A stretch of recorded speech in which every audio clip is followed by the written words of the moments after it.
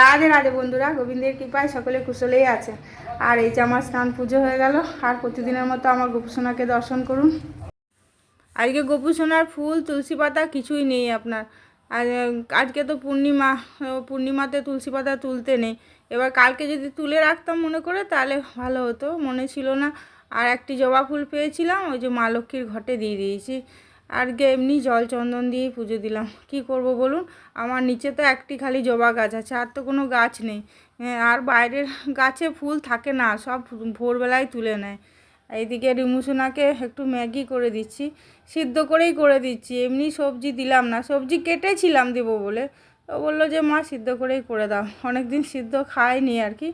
আর এটার মধ্যে একটুকু সস দিয়ে দেবো, বাস দিয়ে নামিয়ে দেবো আর কি।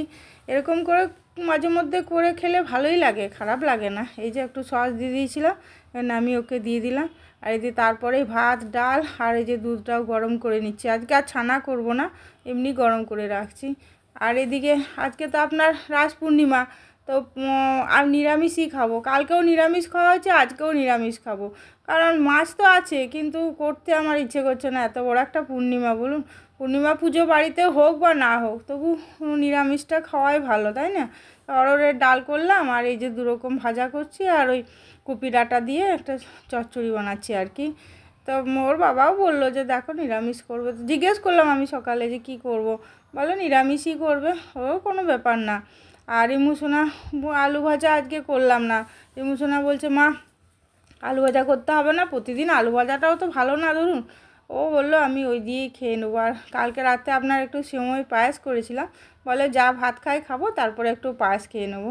তো একটুখানি ভাত খেয়ে তারপরে পায়েস খেয়ে নিয়েছে। আর এদিকে একটু টমেটোর চাটনি করছি আপনার, এটার মধ্যে একটু পোস্ত দিয়ে নামিয়ে দেবো।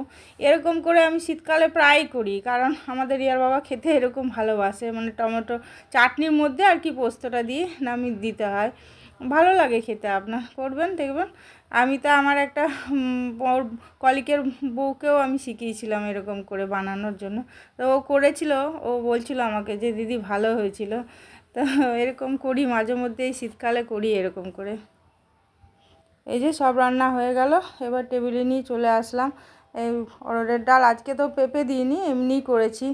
আর এই চচ্চড়ি, এই কপি ডাঁটার মধ্যে বেগুন আলু মূলো গাজর সবই দিয়েছি, আর সর্ষে দিয়েছি, আজকে আর পোস্ত দিইনি আপনার। আর এই যে চাটনি পোস্ত, আর চাটনি পোস্তটার মধ্যে লঙ্কা দিয়েছি অনেকগুলো, কাঁচা লঙ্কা, মানে একটু ঝাল ঝাল করে করেছি, মিষ্টি দিয়েছি অল্প। আর এই যে বেগুন ভাজা আর পটল ভাজা। বেগুনটা তো একটা গোটা বেগুন, পোকায় তো অর্ধেক বেরোলো।